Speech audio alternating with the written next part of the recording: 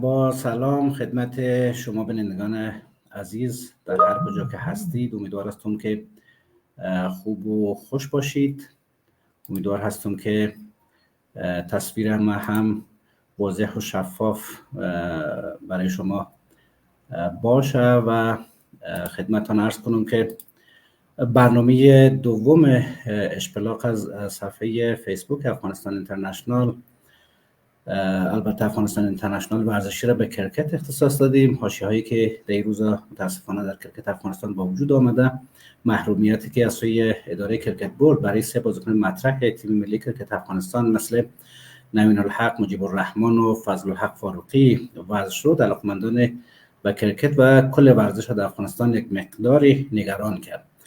اداره کرکت بورد در گذشته هم البته حاشیه‌های داشته، این اولین بارش نیست، اما این حاشیه‌ها بیشتر از اینکه مربوط به اختلاف بین بازیکن‌ها و اداره کرکت بورد باشه، در بین مدعیان رهبری اداره بود و این فکر می‌کنم نخستین باره که در این سطح و گستردگی 3 بازیکن مطرح محروم میشن. کرکت بورد گفته که به دلیل اینکه بازیکنان بازی‌های باشگاهی تجاری را بر مسابقات ملی ترجیح دادند، 1 سال از قرارداد مرکزی با کرکت بورد و 2 سال هم از دریافت مجوز حرفه‌ای یعنی حضور در مسابقات باشگاهی یا NOC محروم شدن. در واقع شاید شما هم مثل من سوالتون این باشه که آیا نمیشد مثل اکثر رشته‌های ورزشی دیگه و شاید خود کرکت بازیکنان هم میتونستن که در بازی‌های باشگاهی و لیگ‌های بین‌المللی شرکت کنن و هم در تیم ملی باشن؟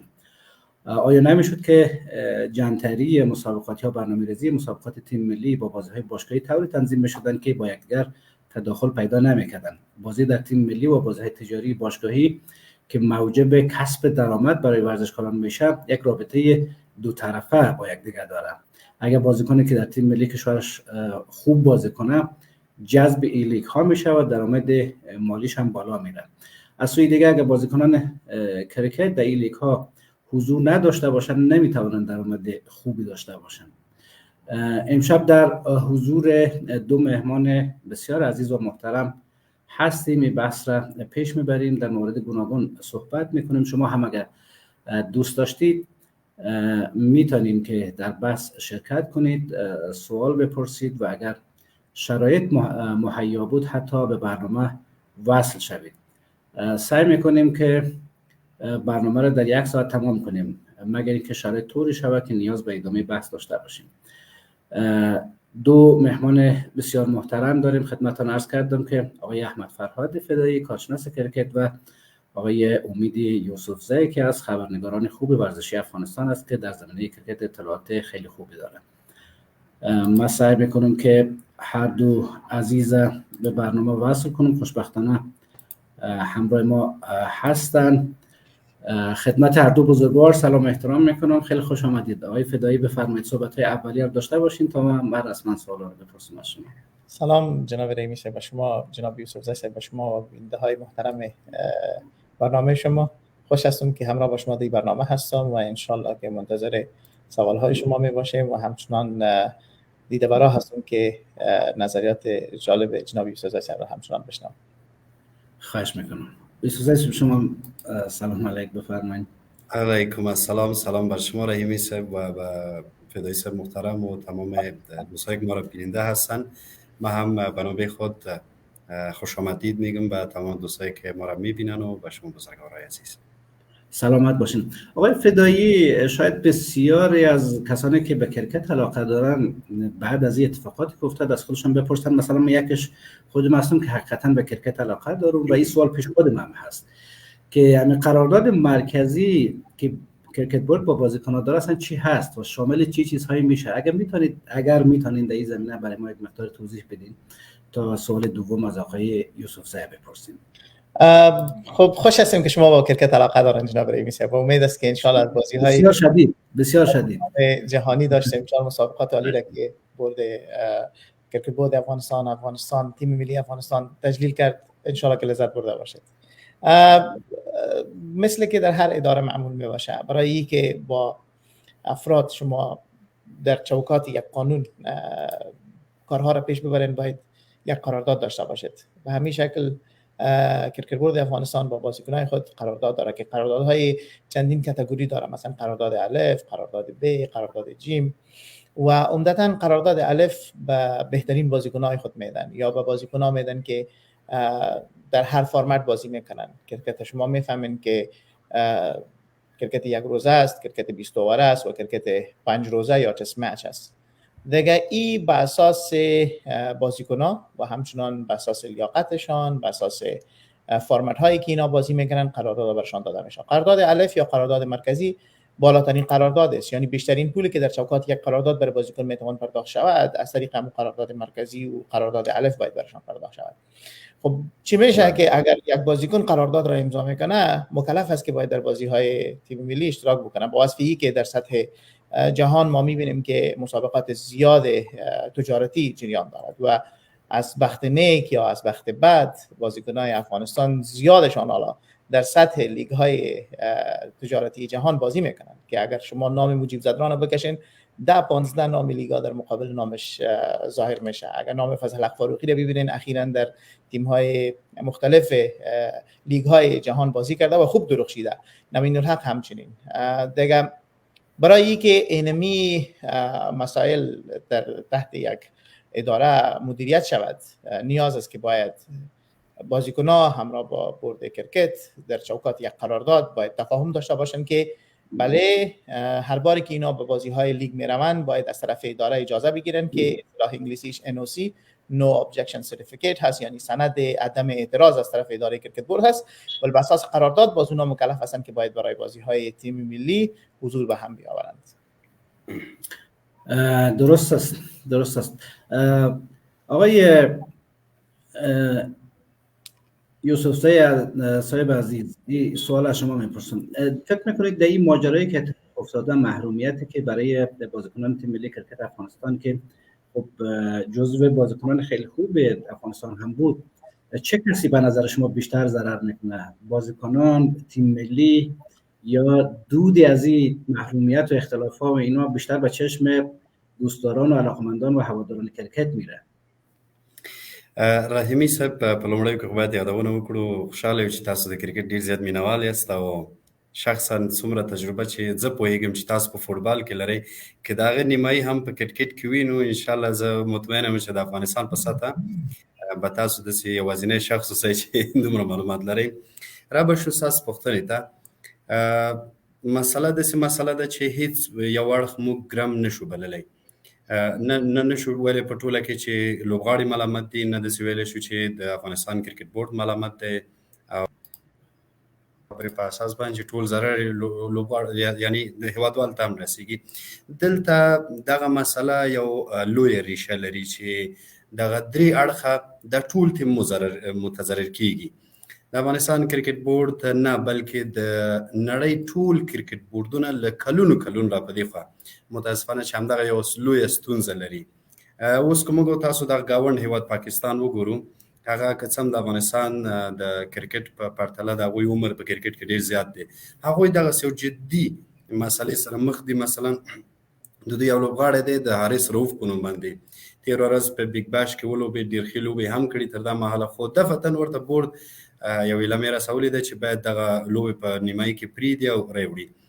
نو دا یو لویه ستونزه د کرکټ نړۍ هغه فول ممبر نشانونو ته ده او ډېر وخت را په دې خوا په دې باندې کار کوي چې متاسفانه تر اوسه هیڅ یو کرکټ بورډ نه دی توانېدلی چې یو معقوله د حل لاره ورته پیدا کړو.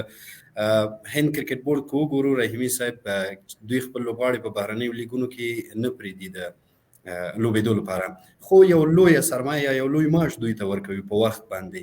همداسې که څه هم د بنګلادیش هېواد وګورو، هغوی هم لوبغاړو ته ځینو مهمو سیالیو کې د لوبېدو اجازه نه ورکوي. مثلا په IPL کې ځینې لوبغاړي هغوی نه پرېږدي کله کله، خو بدیل بیا ورکوي. دا یو جنجالي مسله ده چې متاسفانه د کرکټ نړۍ هغه لوبغاړي او کرکټ بورډونو ترمنځ همیشه لاس او ګریوان وي دوی ترمنځ. اوس کلی شو د افغانستان لوبډلې ته چې دلته کوم اړخ ډېر ضرر کړی دی، بدون له شکه هغه هیوادوال چې د کرکټ لوبه ګوري، ملي لوبډله د دوی د خوښې لوبډله ده او د همدې لپاره چې زموږ دغه ملي اتلان وګوري او د دوی د لوبې څخه خوند واخلي. زه فکر کوم شخصا زما په نظر چې تر ټولو لوی ضرر به هم دوی ته رسېدلی وي. په دې خاطر چې بورډ هم یو سلسله قوانین لري. متاسفانه له ابتدا څخه دا قوانین پلي شوي نه دي، تطبیق شوي نه دي، یا امکانات نه یو هر مسله چې وه د تطبیق شوي نه دي. دلته بیا لوبغاړي هم غواړي چې ځان لپاره ډېر عاید ترلاسه کړي، بدون له دې نه چې څنګه چې فدایي صاحب یادونه وکړله په A کټګورۍ کې که اشتباه ونه کړم څه وخت مخکې د A کټګورۍ معاشونه تر شاوخوا $4,000 پورې وو. نو کله چې هغه د نړۍ وروسته پاتې لیګ کې هم تاسې لوبېږئ نو مطمئنا چې دغه یو میاشتې د معاش څخه تاسو ته 3 برابره ډېر روپۍ درکړي. لوبغاړي هم غواړي چې سرمایه‌دار شي په یو ډول نه یو ډول، او غواړي چې ځان لپاره یو څه ګټه وکړي. نو قانون شته، متاسفانه چې ضرر ټول زما په نظر هغه هیوادوال ته رسیږي او تر یو حده پورې ملي لوبډلې ته، ځکه مطمئنا چې فاروقي او نوین او ترڅنګ مجیب د افغانستان ډېر کلیدي لوبغاړي دي چې دوی بدیل پیدا کول به هم په لنډ موده کې ډېر ستونزمن وي زما په نظر. تشکر جناب یوسفزی صاحب عزیز از توضیحات مفصلتان. آقای فدایی، فکر میکنید که دلیل اصلی از به وجود آمدن از حاشیه‌ها در کرکت بورد افغانستان در بین به اصطلاح بازیکن‌ها و کرکت بورد و محرومیتی که برای بازیکن‌ها به وجود آمد، دلیل اساسیش چی هست؟ فکر میکنید بیشتر منافع مالی مثلا مطرح باشه یا نه مسائل مدیریتی و چیزهای دیگه هم میشه که دخیل باشه در این قضیه؟ جناب رحیمی صاحب، ما شما میفهمیم که ریشه اکثر مشکلات در پای پول ختم میشود. شاید هم، ولی من فقط حد زدم میتونم. من همراه با بازیکنان خودم صحبت نکردم. از اداره کرکت بورد همچنین اونقدر زیاد موارد را نشنیدم. ولی یک چیزی که به اساس تجربه و به اساس مطالعه حال و احوال میتونم به خدمت شما بگویم، شاید مسائل پولی باشه. به خاطر از اینکه کرکت بسیار تجارتی شده در این اواخر. اگر شما سالهای اخیر ببینید، لیگ های تجارتی خیلی زیاد شده هست. ما میبینیم که مثلا پاکستان PSL داره، هند IPL داره، در وست اندیز کریبین لیگ هست، ولی آله در سطح آفریقای جنوبی اینا 1 سال 2 سال میشه که لیگ آغاز شده. همچنان در خود امارات متحده عربی لیگ آغاز شده هست. یعنی به انواع حال خود شکل کرکت خیلی تجارتی شده هست که در خود برای کرکت یک ضرر هست که میتوانیم که کدام وقت دیگر روی مسئله صحبت بکنیم به شکل بسیار مفصل. ولی این که حال کرکت تجارتی شده هست، طبعا همه این لیگ ها با بازیکنان نیاز داره. باز از بخت نیک بازیکنان افغانستان در فرمتی که لیگ های تجارتی بازی میکنن خیلی یک مهارت خوب دارند. خود کرکت افغانستان به خاطر شکل کرکت 20 اوور شناخته میشود. یعنی در سطح جهان اگر شما ببینید، همیشه راجع به بازیکنان افغانستان گفته میشود که اینا به خاطر فرمت 20 اوور خیلی مساعد هستند. به چه معنا؟ که اینا در اونم 120 توپ یا 60 توپ که T10 یا T20 می باشد، اینا میتونن که زود نمره بگیرن و همچنان میتونن که به حساب خوب بالینگ بکنن. که مثال خوبشون هم مجیب زدران هست، قیس هست، نوین هست، فضل حق هست. ما دیدیم که فضل حق در T10 یعنی در خلال فقط 60 بال که یک تیم بازی کرده میتونه خیلی یک کارکردگی خوبی را از خود نشان داد. به خاطر اینکه وقتی که بال نو می باشه او مهارت داره که بال بر دو طرف سوینگ کرده میتونه و همین باعث میشه که مثلا تیم مقابل وکتای خود از دست بده. از موضوع شما دور نروم. به خاطر از اینکه منافع پولی بیشتر در میان هست، شاید هم بازیکن‌ها خواسته باشن که بیایم ما از اینمی $4,000 یا $2,000 یا هر قدر پولی که ما در چوکات قرارداد ماهانه میگیریم ما از این میگذریم. ولی این که حالا ما از این پول گذاشتیم باز ما زیر مکلفیت قرار نداریم. اگر ما با بازی‌های تیم ملی حاضر شدیم خوب، اگر حاضر شدن نتونستیم، حداقل ما زیر بار مسئولیت نیستیم، به خاطر از اینکه ما در چوکات کدام قرارداد مقید نیستیم. پس اینکه ما قرارداد نداریم، ما میتونیم که باز در هر لیگی که خواسته باشیم بازی بکنیم و در ضمن هر زمانی که تیم ملی ما رو نیاز داشته باشه، اگر ما فرصت داشتیم و برای ما مشکل نبود، باز ما میایم برای تیم ملی خود همچنان بازی میکنیم. ما یاد ما باشه که وقتی که اینا به خاطر تیم‌های ملی خود میاین و بازی میکنن، همچنین یک مچ فیز دارن. یعنی تو هم نیستی که غیر از قرارداد اونا باز کدام پیسه اضافه نگیرن. در هر مسابقه‌ای که اینا بازی میکنن برایشان مچ فیز شود. ولی باز هم اندازه این پول خیلی کم هست نسبت به پولی که در سطح لیگ‌های جهان و خصوصاً IPL برای اینا پرداخت میکنند. بله. خب کرکت بورد گفته که ما این اوسی را نمیدیم به این بازیکن‌ها. آیا اینا میتونن بدون این مجوز شرکت کنن در مسابقات؟ همینجا همون نقطه جنجال برانگیز به بار می آید. اینجا اول خود توقع این میره که اداره کرکت بورد همراه با بازیکن‌های خود یک تعامل بکنه. ببینین هر دو طرف ما شما باید ببینیم. یک طرف اگر اداره ملی کرکت بورد هست که همه بازیکن‌ها را به سطح جهان معرفی میکنن و برایشان زمینه برابر میکنه که اینا میدرخشن، به طرف دیگه اینا همچنان بازیکنای جهانی هستن، یعنی اصطلاح انگلیسی برایشان استفاده میشه سلبریتیز، یعنی مردم اینا را تعقیب میکنه، مردم اینا را دوست داره، بازیشان میبینه، برایشان از جاهای دور سفر میکنن. مثلا راشد خان ما چندین باری مثلا رو گفته، ما در زیمبابوه بودیم که از کشور دیگه بازیکنای به حساب از کشور دیگه بیننده هایشان آمده بودن خاص به خاطر دیدن راشد خان. دیگه ای که مردم پیسه مصرف میکنن اینا رو میبینن، بچی ماست که اینا رو دوست دارن، همین رقم همهشان از خود فن فالوینگ دارن، مردم اینا رو تعقیب میکنن.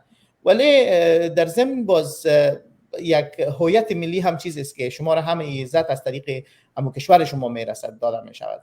دیگه باز راه حلشی هست که بازیکن بگه که من تقاعد میگیرم، دیگه به خاطر تیم ملی بازی نمیکنم و باز از قید گرفتن انوسی او خلاص میشه، ولی بالاخره دیگه بازیکن تیم ملی خود نمیمانه.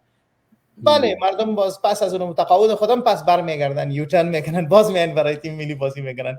ولی یک راهی است، ولی امید داریم که نه، کرکت بورد و بازیکن‌ها پس به یک تعامل برسن و ان شاءالله این مشکلشان حل شود. آقای یوسف شما احتمالاً باید خبر داشته باشین از این موضوعی که من میخوایم بپرسم. گفته میشه که بازیکنان تیم ملی افغانستان یک مقداری با مشکلات مالی هم روبرو هستند. آیا شما این مسئله را شنیدین؟ جایی گفته شده مثلا از کسی شنیدین که این اختلافی که با وجود آمده بیشتر به این مسئله ارتباط داشته باشه؟ رحیمی صاحب یک سوال بسیار جالب کردین. متاسفانه که نه تنها بازیکنان بلکه اقتصاد در کل در افغانستان خوب نیست، هم ما شاهد هستیم. ولی به اندازی، به نظر شخصی من البته به اندازی کافی برای بازیکنان تیم ملی هم از طرف کرکت بورد افغانستان و هم در لیگ هایی که قبلا بازی کردن پول داده میشه. ولی یک چیز هم میخوایم همون تو عام بگویم که پول هر چقدر زیاد باشه مردم رو بیشتر دوست می‌داشته باشه و نفس خواهش پول زیاد را میکنه. ما متاسفانه که نشنیدیم، خوشبختانه یا متاسفانه که نشنیدیم، ولی این یک فطرت انسانی است که همه دوست دارن که پول بیشتر و بیشتر به دست بیارن. قسم قبلا هم گفتم امو پایین ترین درجه لیگی که به حساب در کل جهان است یا برگزار میشه یا بی پی ال مثلا عنوان میکنیم که بی پی ال برگزار میشه، اونو هم اینقدر پول به بازیکن‌ها میده که میشه حداقل 7-8 ماه امو پول را که از کرکت بورد میگیرن به مو اندازه باشه. ولی ما از کدام بازیکن، از کدام شخصی که در کرکت بورد افغانستان باشه این مسئله نشنیدیم که اینا به خاطر پولی کار کرده باشن. درست است. آقای فدایی، میرویس اشرف خودش بازیکن تیم ملی افغانستان بود، سالهای سال در تیم ملی بود و جزو به اصطلاح کسانی بود که تجربه زیادی در کرکت داره. من فکر میکنم یعنی در واقع خاک زمین کرکت خورده، با درد و غم و خوشی و با مسائلی که در داخل یک تیم و در داخل یک به اصطلاح مجموعه در کرکت وجود داشته باشه، آقای میرویس اشرف باید آشنا باشه. بر من بسیار جالب است که چطور آقای میرویس اشرف که خودش سالهای سال در تیم ملی بوده نتونسته که این موضوع پیش از اینکه به این مرحله برسه جمع کنه و در واقع رفع رجوع کنه. دلیلش به نظر شما چی است؟ چرا این مرحله به این اختلاف به این سطح رسیده که حالا مجبور میشه کرکت بورد افغانستان بازیکنان خودش محروم کنه و اعلام کنه که من در سطح جهان هم مطرح میکنم، مثلا به آی سی سی میفرستم، به ای سی سی میفرستم و به کشورهایی که لیگ‌های معتبر دارن مثل خودتان نام بردین دیگه، هندوستان، استرالیا و جای دیگه. شما ببینید رحیمی صاحب که چقدر اینا زیر فشار آمده باشن که بالاخره این مسئله رو در نظر عامه میکشن. یعنی تصور بکنین در پشت این چقدر زحمات کشیده شده باشه، چقدر کوشش شده باشه که بینشان یک تعامل شود چقدر به این زمینه سازی شده باشه که بیایم ما اینمی مشکل را از روی تفاهم حل بکنیم. ولی وقتی که اینمی مسئله از روی تفاهم حل نمی شود، به صفت لاست ریزارت یعنی راه حل یا چاره آخری اینا این مسئله را به محضر عام کشانیده باشند.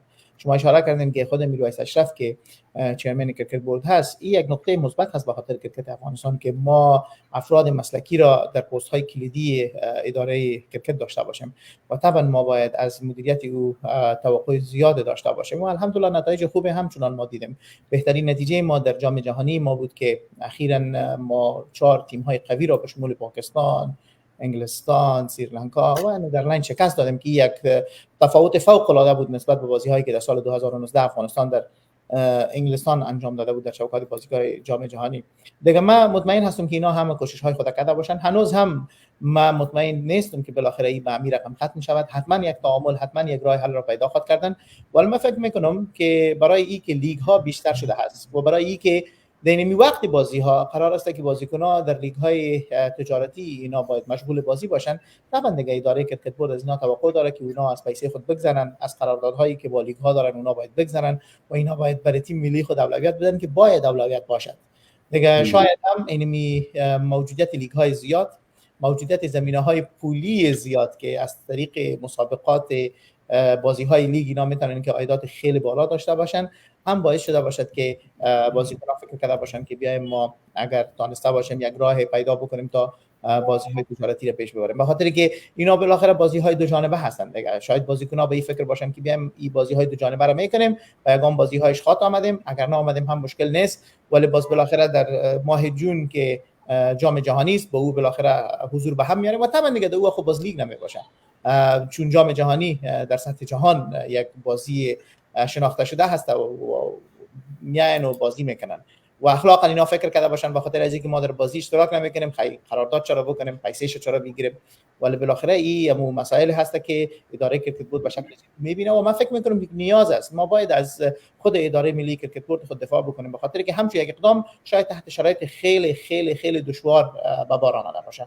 مطمئن هستم که همکارای ما که در خود اداره ملی کرکت بورد کار میکنن خیلی زیر فشار باشن و چقدر سرشان به حساب حالت روانیشان زیر فشار باشه. مثلا شما ببینید که این میال ما قرار است در مقابل امارات بازی داشته باشیم و فقط فردا این بازی ما آغاز می شود، هنوز هم یک تعداد بازیکنای کلیدی ما اونجا حضور ندارن دیگه. این همه مسائل هشدار دهنده است و من فکر میکنم که شاید هم اینا فکر کردن نیازی بود به همچین اقدام، کاش که نمیکردن، ولی این که کردن من فکر میکنم که شاید به صفت گزینه آخر یا چاره آخری اینا اقدام کرده باشن. درست است. جناب فدایی، با وجودی که شما حرف زدین اما ما یک سوال دارم که من فکر میکنم این از شما بپرسم بهتر است، به خاطر که شما شاید راحت‌تر بتونین به این سوال پاسخ بدین. نظرتون در مورد مدیریت میرویس اشرف چیه؟ گاهی برخی شکایت‌ها هم شنیده میشه از اداره کرکت بورد، مثلا ما شنیده بودم در مورد شکایت‌هایی که در مورد کمیته گزینش بازیکن‌ها وجود داشت. خود میرویس اشرف هم یک زمان رئیس کمیته بود، یعنی رئیس کمیته گزینش بازیکن‌ها اگه اشتباه نکنم. در مجموع فکر می‌کنید که این روزها در کرکت بورد افغانستان با مدیریت آقای میرویس اشرف چی می‌گذره؟ من خودم فقط مدت کم در داخل کرکت بورد بودم و هم در سالهای 2020 که ما لیگش به گیزه را برای انداختیم و بعد از تکمیل لیگش به گیزه در سال 2020 از اوباباد که ما برآمدیم هنوز پس به افغانستان برنگشتیم و متاسفانه از نزدیک در داخل اداره با اونا کار نکردیم که راجع به وضعیتشان به خدمت شما نظر دقیق داده بتونم. شاید هم جناب یوسف زی صاحب در موقعیت بهتری قرار داشته باشن و معلومات بهتری برای شما ارائه بکنن. من یک دوستایی را که در داخل اداره کرکت بورد میشناسم که زیر دست میرویس اشرف کار میکنن، چون میرویس اشرف خودشان چیرمن هستن ولی افرادی که در ادارهشان کار میکنن من اونا رو میشناسم و از اونا به اطمینان برای شما گفتم میتونم که واقعا خیلی کارکشته هستن و بسیار زحمت میکشن. من فقط چند نفر اینجا اگر به خدمت نام ببرم، مثلا عبدالله پاکتانی رئیس بخش میدیا یا مطبوعات هستن که خیلی زحمت میکشن. مثلا در عرصه ما چون ما به صفت مبصر کرکت خواستیم که نمایندگی از کرکت افغانستان بکنم، همیشه برای ما کوشش کردن، زمینه ساختن، تا حد توان خود کوشش خود کردن. مثلا منهاج راز در بخش عملیات ها مسئول کرکت بورد هستن، یا مثلا زیا استانکزی و همین رقم یا خود جار عبدالرحیم زی. این کسایی هستن که با اینا که ما ارتباط دارم و مدیریتشان دیدیم، کارشان دیدیم، ما بسیار به اعتماد میتونم بگویم که اینا واقعا کارکشته هستن، خیلی زحمت میکشن و کوشششان همی است که کرکت افغانستان صعود بکنه و هر روز از روز قبلی که بهترتر شود. ما نتیجه شب به خدمت شما قبلا هم گفتم که در جام جهانی دیدیم که مثلا یک تفاوت بسیار بزرگ سال 2019 در جام جهانی افغانستان اشتراک کرد، یک بازی خود برد نتونست. سال 2023 افغانستان در جام جهانی اشتراک کرد و 4 بازی‌های عمده خود برد. حتی امکانی بود که افغانستان به نیمه نهایی راه پیدا بکنه، قسمت طرف ما نبود و مسابقات را که ما در مقابل استرالیا داشتیم یا آفریقای جنوبی داشتیم بسیار با یک تفاوت کم ما او بازی را باختیم و تا یک زمانی بود که حتی ما شاید استرالیا را شکست میدادیم. دیگه این خودش از کارکردگی یک داره گپ میزنه که حتما چیزهای خوب روان هست که به این شکل دستاورد به دست میارن. و همچنین اگر شما ببینید داشتن یک قرارداد با امارات متحده عربی به خاطر چند سال که اجازه بدن با بازیکنان که اینجا تمرینات خود ادامه بده، یا فعلا مثلا در هند صحبت ها جریان داره که باز برای افغانستان اینا هوم گراوند بدن، به خاطر که ما در افغانستان هوم گراوند نداریم که بازیکنای ما اونجا آمادگی بگیرن و تمرین بکنن دیگه، و یا مثلا ما بازیکنای کشورهای دیگر دعوت بکنیم که اونا بیان امروز ما بازی بکنن. پس ما مجبور هستیم که یا در امارات یا در سریلانکا یا در هند یا در قطر ما هوم گراوند داشته باشیم که بازیکن‌ها را از دیگه کشورها دعوت بکنیم، باز با اونا ما بازی بکنیم دیگه. در این حد اگر ما مطالعه بکنیم خب کارهایشان خوب روان هست. ولی اگر پس میاین به این مسئله بازیکن‌ها میاین دیگه، چون من از وضعیت به شکل کامل آگاه نیستم، شاید هم این آخرین چاره راه بود، کاش که از اینکه بهتر میشد، ولی شاید هم ایشان هم این آخرین گزینه بوده که اینا قرار دارن. درست. آقای یوسفزی صاحب عزیز، ببخشید خیلی دیر ساکت موندین. من فکر میکنم که واکنش کرکت بورد نسبت به این مسئله خیلی شدید بوده. البته این چیزی است که حس ما است، همین که بازیکن‌ها را 2 سال و 1 سال محروم کردن و اینا. فکر میکنید که این حرکتی که کرکت بورد انجام داد در واقع این رویه‌ای که در پیش گرفت آیا موجب همبستگی در تیم ملی و کرکت افغانستان میشه؟ به نظرتان یا ممکنه که سوالهای زیاد را در ذهن دیگر ستاره‌های تیم ملی کرکت افغانستان و سایر بازیکنانی که در کرکت در افغانستان فعال هستند به وجود بیاره؟ په ټوله کې کووایو رحیمي صاحب لوبډله باندې ډېر زیات تاثیرات لري متاسفانه دغه کار. او کله چې تاسو مثلا جدا د دې نه چې زه مثلا ورزشي خبریال یم، یو د یو عام وګړي په صفت باندې که زه د افغانستان ملي لوبډله بدون له فضل حق فاروقي، بدون له مجیب او بدون د نویل الحق څخه تصور کوم، ما لپاره به لږ ډېره سخته وي. مطمئنا دا ټول لپاره ډېره سخته ده چې دوی دیری شي او دغه 3 مهم لوبغاړي چې خصوصا د شلوریز او د هر فارمټ لوبغاړي دوی مثلا د ټیسټ هم دي او ترڅنګ په شلوریز فارمټ او په اوډیای کې هم د افغانستان لپاره ډېرې بشمېرې ښې لوبې ترسره کړي دي. د دې نه بغیر که زه تصور کوم واقعا ما لپاره به سخته هم وي. څنګه چې فدایي صاحب هم یادونه وکړله، زه فکر کوم دا د افغانستان کرکټ بورډ وروستی فیصله و دا دومره اسانه فیصله هم نه و، دا د مودو را په دې خوا په دې باندې کار شوی او فکر شوی او بالاخره داسې یو نتیجې ته ورسېدل. نو د افغانستان لوبډله باندې به ډېر زیات تاثیرات ولري. زه فکر کوم چې د دغه لوبغاړو نشتون یو ډول نه یو ډول په د افغانستان د کرکټ بورډ په اداره باندې، په مشر باندې، په سیو باندې او په ټول باندې یو ډول فشارونه دي. مطمئنا دوی دغه مرحلې ته رسیدلي چې دغه فشارونه مونږ منو او دې ځکه خو دغه تصمیم باید ونیول شي. دغه تصمیم یې کار چې پخوا نیول شوی رحیمي صاحب په دې خاطر باندې چې که چیرې مثلا بورډ دغه تصمیم پخوا نیولی وی، مطمئنا کار به دغه ځای ته نه رسېدل چې د ملي لوبډلې دغسې مهم لوبغاړي دي په داسې حساسو وختو کې چې موږ را روان کال کې نړیوال جام لرو، د هند سره موږ 3 شلوریزې لوبې لرو. په دغسې مهم وخت کې دغه لوبغاړو لرې کول د لوبډلې څخه یا په یو ډول نه یو ډول د دوی او د بورډ ترمنځ دغه نارضایتي رامنځته کېدل هم د دوی لپاره یو غټه مسله ده. نو فکر کوم چې بورډ په خپله وروستی قرعه هم ازمایلې وي او بالاخره به دې نتیجې ته رسېدلې وي چې باید لوبغاړو سره یو ډول نه حتی بله خواهش میکنم حتی مردم هم امیال یک تعدادی از دوستان ما پیام ماندن، از جمله قهار شیرزه گفتن که همین اختلافی که به وجود آمده باید پیش از شروع جام جهانی 20 حل شود. همین چیزی را که شما میگین. بدون شک څنګه مو چې ویل رحیمي صاحب را رواني ډیر مهم ایونټونه لرو. یو جالب موضوع ده، د متاسفانه سبا موږ لوبه لرو د امارات سره او تر اوسه موږ ورته لوبډله نه ده اعلان کړې. دا شاید د کرکټ په ډګر کې فدایي صاحب شاید یو بېسار عمل به وي چې مثلا 24 ساعته مخکې د لوبې څخه تا تر اوسه لوبډله نه وي اعلان کړې. طبعا فشارونه شته دی، ځینې ناندرې شته دی د لوبغاړو د بورډ ترمنځ، ځینې نور کسان هم دي شاید پکې لاسوهنه وکړي، خو دغه مسایل باید زر تر زره حل شي. د بورډ لخوا یا هم د لوبغاړو لخوا متاسفانه دغه درې لوبغاړي چې بندیز پرې لګېدلی دی تر اوسه هېڅ ډول د عکس العمل نه دی ښودلی بغیر له نوین الحق څخه چې هغه ویلي دي.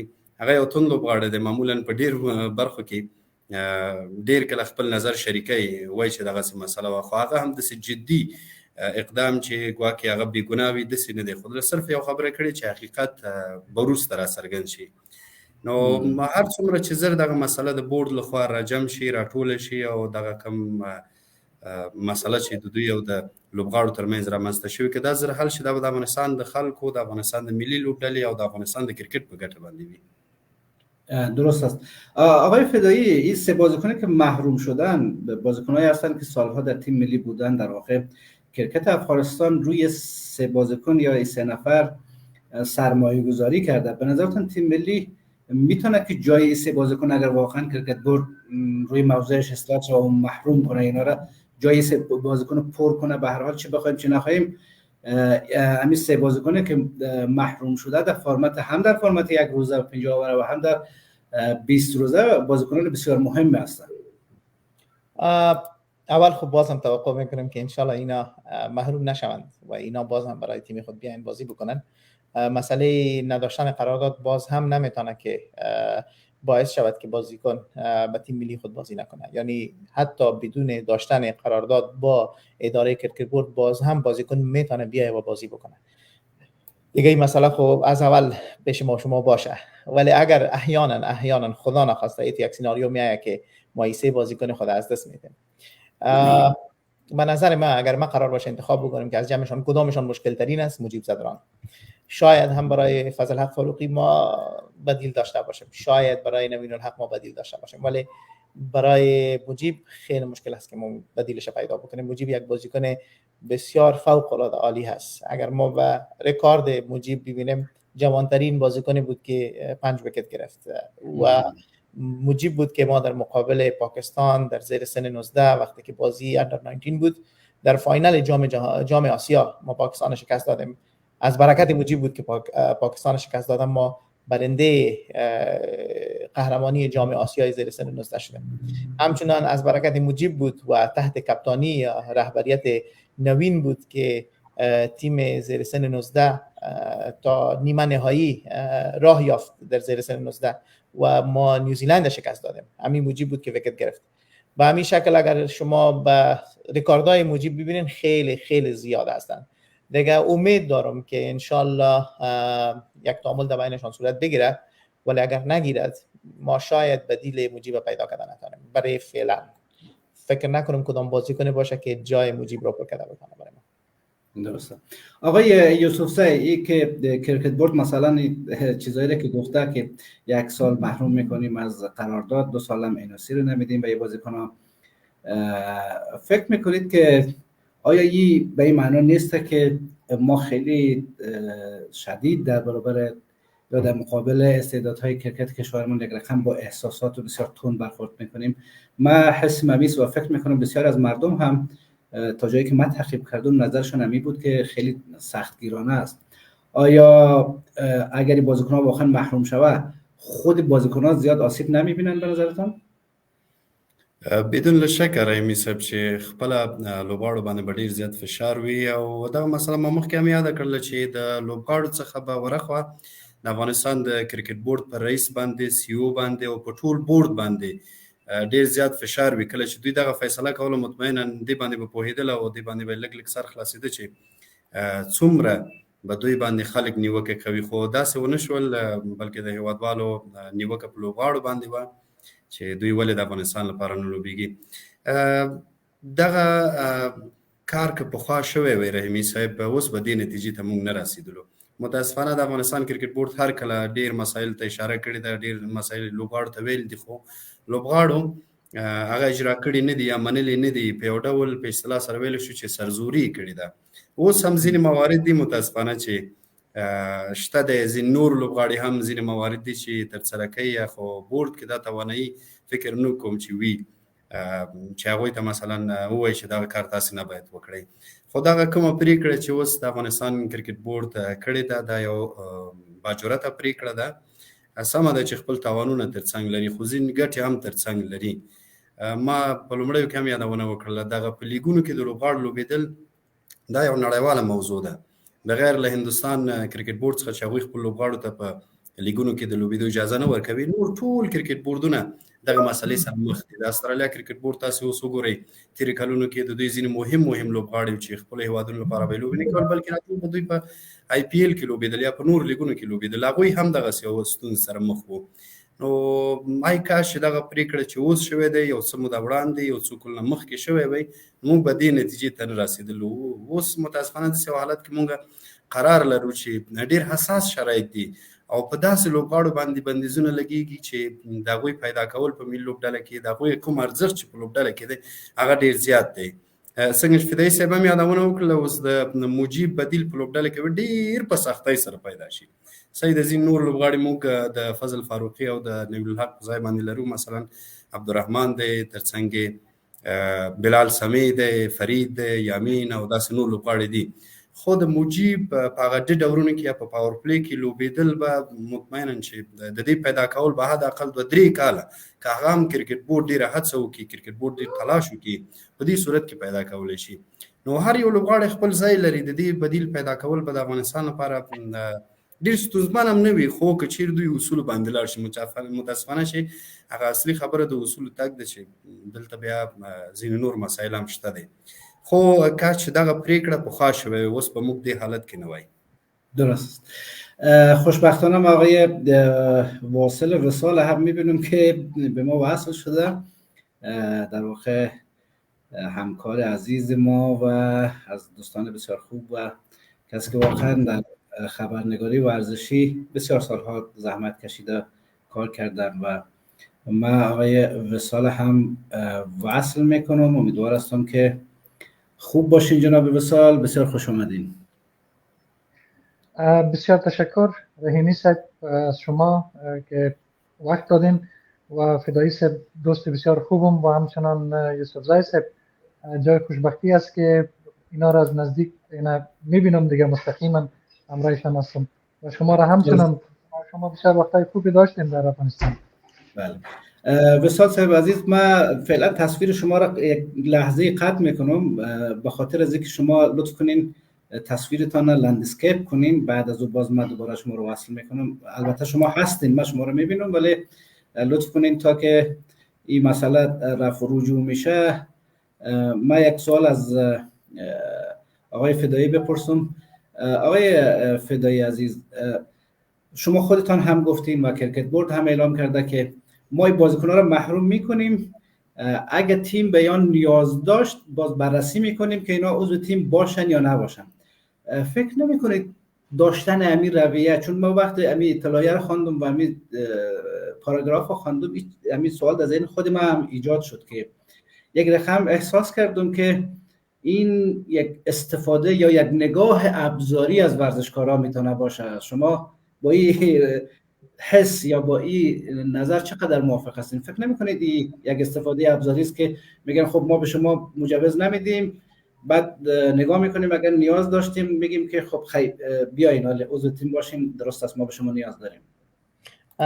پیش از اینکه ما به سوال شما پاسخ بدم، میخوایم ما هم استفاده از فرصت و جناب وصال جان سلام بگویم. وصال صاحب سلامونه و از خاطر مسئولیت جدیدی که اینا در تلویزیون افغانستان اینترنشنال گرفتن، خبریار زبان پشتو ورزشی تلویزیون افغانستان اینترنشنال، برشان تبریک میگم با آرزوی موفقیت هایشان. البته شما یک شخص بسیار عالی را جمع ترکیب اما گروه ورزشی خود ساختین، براتون مبارک باشه. در ارتباط با سوال شما گفتیم که آیا استفاده ابزاری است یا خیر. شما از کسی استفاده ابزاری میگنید که زیر دست شما باشه، شناخت نداشته باشه، کسی نشناسه و بیچاره موچشمش طرف شما باشه و بگه که اگه برای من بازی دادن خوب است، اگر ندادن والا چطور شو. اینا خود از سطح جهان شناخته شده هستن. حالا دیگه اینا را کل جهان میشناسن و کل جهان علاقمند و خریدار اینا هستن. در بازی‌های جهانی که مثلا در چوکات لیگ‌های تجارتی میشن، همه‌شان خریدارشان هستن. دیگه فکر نکنم به این گونه درست باشه که ما بگیم که مبادا به شکل ابزاری اینا استفاده میشن. ولی ما شما تکرار این مسئله را یاد کردیم که شاید هم زیر فشار خیلی زیاد بوده و بعد از امو کوشش و سعی زیاد اینا به این نتیجه رسیده باشن که خب بازیکن‌ها اگر آماده نیستن که با ما قرارداد امضا بکنن، پس ما هم باید این مسئله رو در محضر عام بکشیم و همه گیر سرش خبر بکنیم و در ضمن باز به اینا یک راه به همین شکل بمانیم که اگر شما قرار باشه با ما بازی بکنین، باید ما او را ببینیم و باز شما را اجازه بدیم که شاید هم کرکت بورد خواسته باشه که اونمو اتوریتی یا صلاحیت به اینا نشان میده که ما هنوز هم اداره هستیم که ما باید تصمیم بگیریم. ولی در ختم روز ما شما را گفتیم که هر دو طرف باید یک چیز بگذارند. اگر کرکت بورد یک اداره هست که اینا را به جهان معرفی کرده، حال اینا بازیکنای جهانی هستن که جهان اینا را میشناسن. دیگه چیزی اونا و چیزی اینا اگر یک تعامل بکنه، ان شاء الله با یک هماهنگی و با یک موافقه همین مشکل کرکت حل شود، برای آینده کرکت افغانستان بهتر است. و اگر این کار نمیشود ببخشین، باز دیگه فکر میکنم که موقف کرکت بورد باید حمایت شود و بگذاریم که ان شاء الله یک دیسیپلین خوبتر در بین بازیکنای ما ببینیم. درست. خوشبختانه آقای وصال هم ثابت شد و تصویرش هم درست شد. جناب وصال باز هم سلام خدمت شما، بسیار خوشحال هستم که آمدین. میشه لطف کنین بگوین که چون شما خیلی در مسائل کرکت آگاه هستین و تعقیب میکنین و در واقع با بازیکنان تیم ملی کرکت هم آشنایی نزدیک دارین، چون ما خبر داریم که با یکی از ستاره های تیم ملی کرکت افغانستان ارتباط فامیلی هم دارین اگر اشتباه نکنم.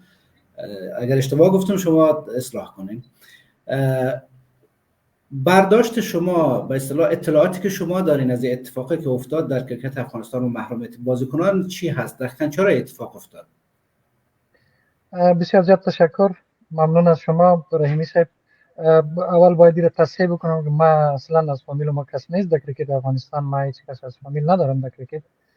میکنم بچه کاکا و ماما حتی از بسیار دور دوستای ماما در کرکت نیستن، کس بازی نمیکنن.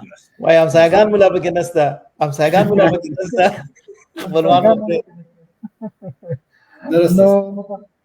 دا سیو مسئله دا سوک نشته انشالله چه دیگه کسی نیست از فامیل ما در کرکت، هیچ کس بازی نمیکنه. رحیمی صاحب موضوعی را که شما یادآور شدین واقعا قابل تشویش و قابل نگرانی است، چرا که ما در یک شرایط بسیار اساس و مهم هستیم، چون مسابقات ما فردا با یوئی آغاز میشه و تا به حال امو لیست بازیکنان تا به حال اسکواد ما اعلان نشده است. کرکت بورد اعلان نکرد. فکر کنم یک دلیلش همینمی 3 بازیکن است که فکر کنم امروز اونا صحبت در جریان است. کرکت بورد کوشش میکنه که چون به وان نیاز است و باید بین با تیم ملی یک جای شوند. و موضوع دیگه امروز هند داریم در جنوری مسابقات و بعد از او مسابقات دیگری هم از جام جهانی هم در راه است. دیگه فکر کنم ما به نظر بنده ما پیش از این در مصاحبه گفتیم که کرکت بورد یک کم احساساتی برخورد کرده با این موضوع و یک کم یک فیصله عاجلانه برش میتونیم بگیم که عجله کردن در این فیصله، چون این موضوع قدر بزرگ باید نمیشد، چون به سطح جهان این موضوع را یا افشا کردن و حتی رسانه‌های بسیار بزرگ جهان در هند و پاکستان سر از این موضوع پیچیدن و حتی بازیکنان ما را به حیثیتش یک کمی ضربه رسید. این بازیکنان یک طور معرفی شدن که حتی به وطن خود گویا که خیانت میکنن و پول ترجیح میتن در برابر کشور خود و در برابر وظیفه ملی خود. دیگه این که یک موضوع را باید به میان نمی آوردن، چون این بازیکنان سالهاست که با افغانستان هستن، سالهاست که برای تیم ملی افغانستان بازی میکنن و ما که تا جای معلومات دارم ما همراه بازیکنان در تماس هستم. از این 3 تا بازیکن یک شما همراه صحبت کردم. باور کنین که تا ناله هایش که آدم جگرخون میشه. ما شنیدم که گفت که ما نمیفهمم که چرا این یک وضعیت قرار گرفت. ما وطن خود از دل و جان دوست دارم ما با کشور خود همیشه ودیت میتم. ما اینو نگفتیم که ما با افغانستان بازی نمیکنیم. همین هر وقت که بگوین ما میایم با افغانستان و تیمش ما آماده هستیم که بازی کنیم، اما ما گفتیم که کانترکت ساین نمیکنیم از خاطر اینکه این پولی که از طریق کانترکت یا قرارداد بر ما 4000 5000 دلار میتیم، این با ما نتیم. این بازیکنای دیگه که در مسابقات داخلی افغانستان بازی میکنن پول برای اونا بدیم. ما همیشه اویلیبل هستیم، ما همیشه در دسترس هستیم. ما میخوایم که برای تیم افغانستان بازی کنیم و در تاریخ کرکت افغانستان تا اول رحیمی صاحب نشده که یک بازیکن تیم ملی افغانستان مسابقات تیم ملی بوده باشه و به اون نیاز باشه و او رفته باشه در مسابقات تجارتی بازی کرده باشه و مسابقات تیم ملی خود مانده باشه، در حالی که بازیکنان تیم ملی ما بیش از 10 لیگ بازی میکنن. راشد خان ببینید شما، راشد خان در تمام لیگ‌های جهان بازی میکنه، اما وقتی که تیم ملی مسابقاتش کلش ترک میکنه به تیم ملی افغانستان بازی میکنه. پس با این بازیکن چرا مشکل داشته باشیم؟ فکر کنم که کرکت بورد باید سر از این فیصله خود یک بار دیگه غور بکنه. باید درست است. جناب یوسف صاحب، فکر میکنید که حاشیه هایی که به وجود آمده چقدر میتونه به روند رو به رشد کرکت در افغانستان، چون آقای فدایی هم گفتن که ما هم اعتقاد به داریم که در جام جهانی گذشته یک روزه تیم ملی کرکت افغانستان نسبت به هر زمان و هر دوره دیگه فوق‌العاده خوب بازی کرده، در واقع نشان داد که یک نسل خوب در کرکت افغانستان در حال شکوفا شدن هست و در حال بارور شدن و نتیجه دادن هست. فکر میکنید که این اختلاف ها چقدر میتونه به این روند صدمه بزنه و ای که افغانستان بالاخره به روند خوبی پا گذاشته بود؟ رحیمی صاحب، زه بیا هم ټینګار کوم چې دغه پریکړه هم ښه پایلې درلودلی شي او بعضې بیا متاسفانه چې منفي پایلې هم درلودلی شي. دا زموږ د افغانستان نویو لوبغاړو ته ښایي چې په افغانستان کې یو اداره د کرکټ بورډ په نوم ده او هغه ځینې ډیسپلینونه یا انضباطي مسایل لري چې هغې ته بیا لوبغاړی فرق نه کوي چې په کومه سطحه باندې هغه ټول باندې د تطبیق وړ دی. او متاسفانه هغه منفي اړخ هم شته دی چې هغه هم کېدای شي لوبغاړو باندې ډېر زیات تاثیر وکړي. خو مسله د وصال صاحب سره زه تر ډېره موافق په دې نه یم. وصال صاحب خپله دلته په افغانستان کې ډېر زیات پاتې شوی زموږ مشر دی او ډېر کله موږ یو ځای د کرکټ بورډ په ډېر مجلسونو کې حتی ډېر د کابل څخه وتلي په ټورنمنټونو کې حضور درلودلی دی. زموږ مشر دی، په ټول احترام سره ورته.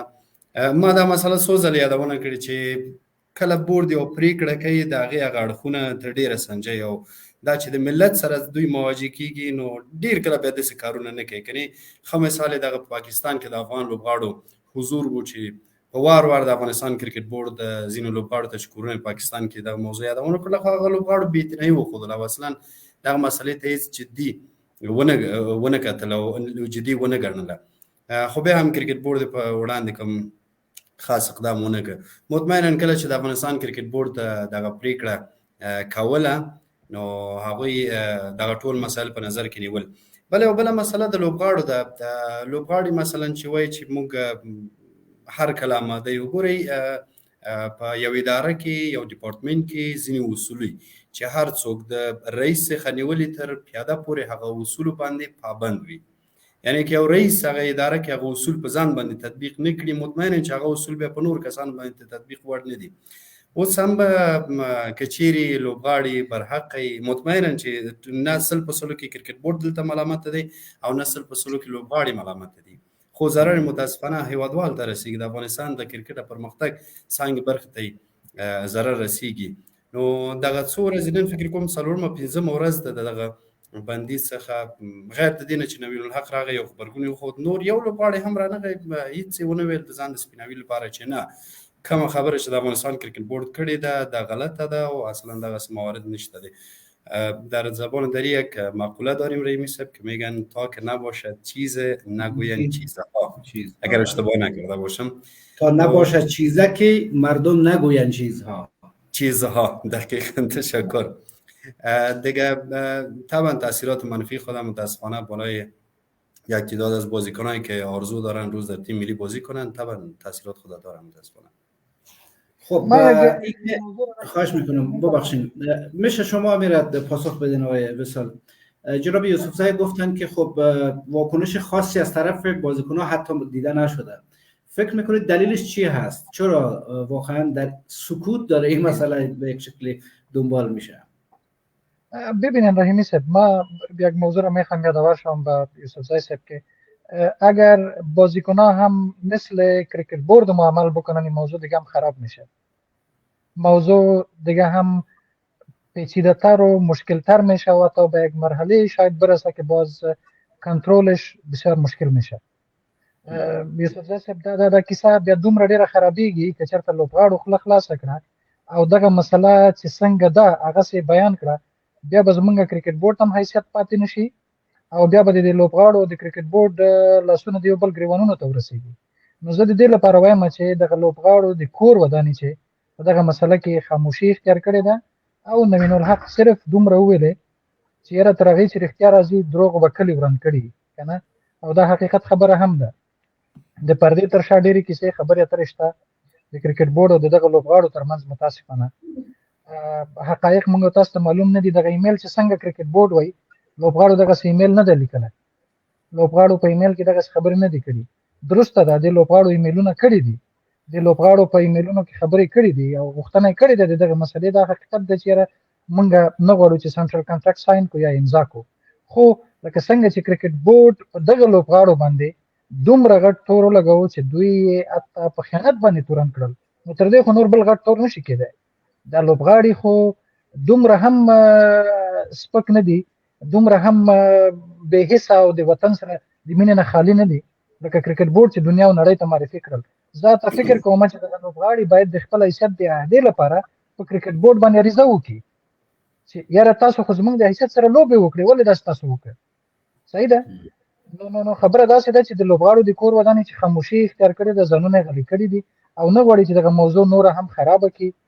دوی اوس هم په دې کوشش کوي چې یاره کرکټ بورډ دی یو څه په دغه فیصلې باندې یو ځل بیا غور وکړي، کتنه دې وکړي او بالاخره دې بیرته لوبغاړو ته مراجعه وکړي او دوی ته دې ووایي چې یاره تاسو د افغانستان د نېشنل ټیم لوبغاړي یاست، تاسو د افغانستان سرمایه یاست، راشئ ستاسو خپل ټیم ده، ستاسو خپله لوبډله ده، تاسو په ټیم کې ولوبېږئ.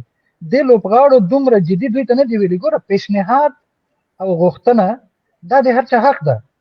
زه یو وړاندیز کوم رحیمي صاحب ته وایم چې رحیمي صاحب په دغه لایف کې ډېر وخت ما ته راکړه چې زه وغږېږم. صحیح ده، دا یو پیشنهاد د وړاندیز ده. نو دا بیا رحیمي صاحب پورې اړه لري چې رحیمي صاحب دا زما پیشنهاد وړاندیز مني که نه، یا ما ته یو بله معقوله لار وړاندې کوي چې یاره مثاله ته خپلې اندازې باندې خبرې وکړه، هغه بل نور مېلمانه هم حق لري چې تا سره وغږېږي. صحیح ده، زه به بیا ورته وایم چې بالکل رحیمي صاحب ستا خبره درسته ده. نو لوبغاړو هم یو پیشنهاد کړی، وړاندیز یې کړی، کرکټ بورډ باید ورته ویلی چې یاره دغه وړاندیز دغه پیشنهاد موږ ته په د منلو نه دی، موږ دې لپاره ځانګړې تګلاره لرو، اصول لرو، قوانین لرو. د دغه قوانینو په رڼا کې تاسو کولی شئ چې کانټراکټ ساین کړئ یا یې مه ساین کوئ. صحیح ده. نو دا هغه طریقه وه. زه په دې باندې مطمئن یم تر اوسه پورې کرکټ بورډ کې د دغې موضوع په اړه چې لوبغاړي په څومره لیګونو کې ولوبېږي په څومره کې ونه لوبېږي، دې لپاره ځانګړی قانون یا تګلاره یا اصولنامه نشته په کرکټ بورډ کې تر اوسه پورې. کوي تاسو ما ته ووایي دغه 2 ورځې مخکې ما کرکټ بورډ ته د کرکټ بورډ د میډیا برخې ویان ته سادات صاحب ته او پښتني صاحب ته ما میسج وکړ، ما د پښتني صاحب د لوبغاړو د کنټراکټ ډیټیل ما ته راولېږه. دوی ما ته څه بهانه وکړه، دوی وایي چې زمونږ کارکوونکي په سفر باندې دي چې هغوی کله بیرته راغلل موږ تاسو معلومات درکوو. یعنې یو نوع ما سره هم دوکه وکړه، ما ته معلومات را نه کړل. صحیح ده. د دنیا ټول کرکټ ټیمونه د خپلو لوبغاړو کنټراکټ هر 6 میاشتې بعد تازه کوي او رسنیو سره او میډیا سره شریکوي. زمونږ کرکټ بورډ ولې دا کار نه کوي؟ زه تاسو دلیل وایم چې ولې نه کوي. همدا اوس هم ستا د کرکټ بورډ چیرمن کنټراکټډ لوبغاړو کې د تنخواه اخلي. همدا اوس جاوید احمدي په نوم باندې پلیر چې استرالیا ته تللی خپل وطن یې پرېښی کرکټ نه استعفا کړې ده، هغه اوس هم کنټراکټډ لوبغاړو په منځ کې پیسې اخلي، تنخواه اخلي. صحیح ده. همدا اوس شاپور زدران چې کلونو راهیسې په ملي ټیم کې نه لوبېږي، همدا اوس په کنټراکټډ لوبغاړو کې تاسو لاړ شئ، زه تاسو ته لینک درکوم د کرکټ بورډ صفحې ته لاړ شئ، رسمي پاڼې ته لاړ شئ، په رسمي پاڼې کې همدا اوس هم تاسو وګورئ کنټراکټډ لوبغاړو کې څوک شامل دي. دا څه دي؟ دا خو هغه څه دي چې سړی خفه کېږي ورباندې. کرکټ بورډ باید د یو دنیا د یو معتبرې ادارې په توګه باندې چې آی سی سی ورته میلیونونه ډالر ورکوي، هر کال 14 لکه ډالر ته اخلي، میلیونونه ډالر ته اخلي. صحیح ده. هر میاشت لکونه ډالر اخلي. دا پیسې تاسو کرکټ بورډ درکوي. تاسو باور وکړئ دغه پیسې چې آی سی سی کرکټ بورډ ته ورکوي دا په کوم ځای کې لګیږي، څنګه لګیږي، په کوم ځای کې مصرفیږي.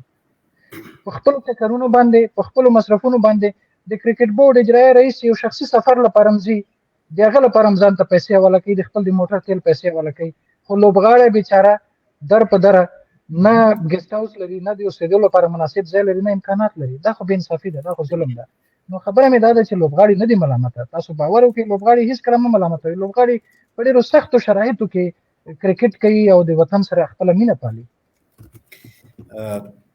با اجازه رحیمی صاحب فدایی صاحب یو موضوع ده وصال صاحب ګورئ تاسو زما تجربه ډېره زیاته ده د باندې تاسو کله پوهیږئ د باندې ټول پوهیږي چې یو اداره کې چې کله یو لوبغاړی مثلا د اندر 19 نه 17 نه الف نو بالاخره ملي لوبډلې ته راځي اول ته بیا کلونه لوبیږي فرض وکړئ دوه کلونه لپاره لوبیږي دغه لوبغاړي چې اوس لوبډله کې دي دوی تاسو فکر کوئ وصال صاحب چې دومره نه پوهیږي چې کله لوبډلې سره قرارداد وشي او کله ونه شي په دې باندې طبعا پوهیږي دغه اصول باندې ټول پوهیږي خو ځینې چې د اصولو څخه ځان ډېر لوړ ګڼي هغه داسې وړاندیز کوي قرارداد اوس په کم نړۍ کې په کم کرکټ بورډ کې په کم لوبډله کې داسې شته دی چې لوبغاړی د غیر رسمي کرکټ بورډ ته ووایي صحیح ده دغه د وطن بچیان دي او دغه مسله چې تاسو یاد کړله چې خدای ناخواسته ګوره موږ تاسو افغانان یو افغانان چې دی سر ورکوي سنګر نه ورکوي میلیونها روپۍ ګټي خو خپل هغه افغاني عزت هغه افغاني وقار هغه افغاني غیرت هغه هیڅ کله له منځه نه غواړي چې ولاړ شي دغه لوبغاړي چې څومره روپۍ وګټي زه مطمئن یم چې زما څخه د بل څخه به ډېر ښه پوهېږي چې کله خدای ناخواسته زموږ ته ملي وظیفه موږ ته راکول کېږي موږ به تر هر څه وړاندې هلته ځو او هغوی ته به لومړیتوب ورکوو دغه مسله صحیح ده دومره چې لوبغاړو هم غوښتنې کړي دي زه فکر نه کوم چې دا ډېر غیر مشروع غوښتنې وي لکه تاسو یادونه وکړه وصال صاحب چې دغه لوبغاړي دي مثلا په خپله خوښه هر وخت چې زړه یې راشي ولوبېږي نه اداره کې طبعا یو پالیسي موجوده وي طبعا اداره کې یو قانون موجود دی نو قانون څخه سرغړونه زه فکر نه کوم چې دا د هر لوبغاړي لپاره چې په هر سطح باندې اوسي دا مناسب وي بیرته ټوله ملامتیا بیرته دغه لوبغاړي ته ځي زه یوه زیاتونه کوم ما سره 2 شپې وړاندې منیر کاکړ په نوم باندې یو لوبغاړی چې اوس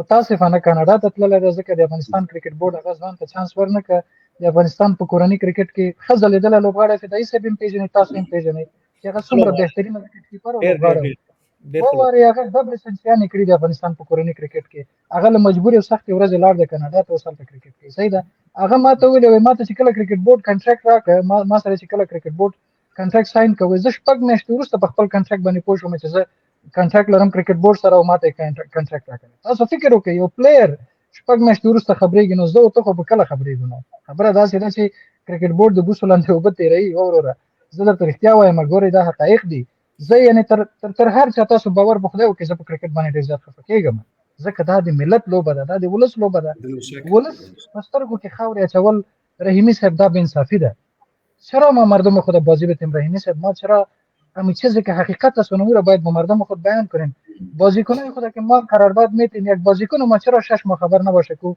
کرکت بورد بر از او قرارداد داده چرا در حالت بیخبری و نگاه شود او گفت وقتی که در بانک رفتم ما خود گرفتم بعداً فهمیدم که ما در کدام کانترکت هستم ای هستم بی هستم یا سی یا دی هستم من این بازیکن خودش هم داستان با ما قصه کرده گفته این نامش هم من میگم منیر کاکر پرسان کنین برین از خودش آدرس هم براتون میدم دروغ هم نمیگم نه در روی رسانه میگم برین منیر کاکر پرسان کنین منیر کاکر چرا رفته وطن چرا رها کرده چرا رفته کانادا بازی میکنه پروانی چرا در انگلستان اینجا بازی میکنه کو ترنزها را در افغانستان جور کرده در دمستیک افغانستان پروانی چرا در تیم ملی نیست بفهمین که مشکلات است خوبه در یک آدم که بیش از 16-17 سنچری در دمستیک افغانستان داشته باشه او چرا در تیم ملی نباشه باید باشه حقش است که باید باشه مثل از این بسیار بازیکن‌ها را ما براتون نشون میدم و دیگه همین 3 بازیکن را برو کرکت بورد افغانستان کلیدی بازیکن است از بجای از عطا افغانستان کرکت بورد افغانستان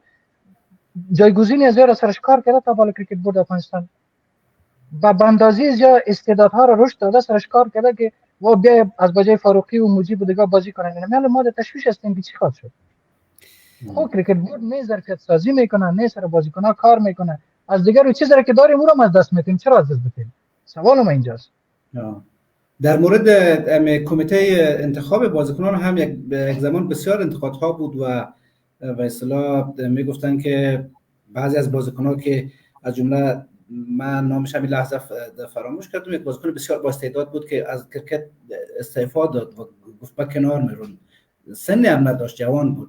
منظور میست که اختلاف ها و انتقاد ها در این زمینه از قدیم هم بود، در گذشته هم بود، حالا هم هست.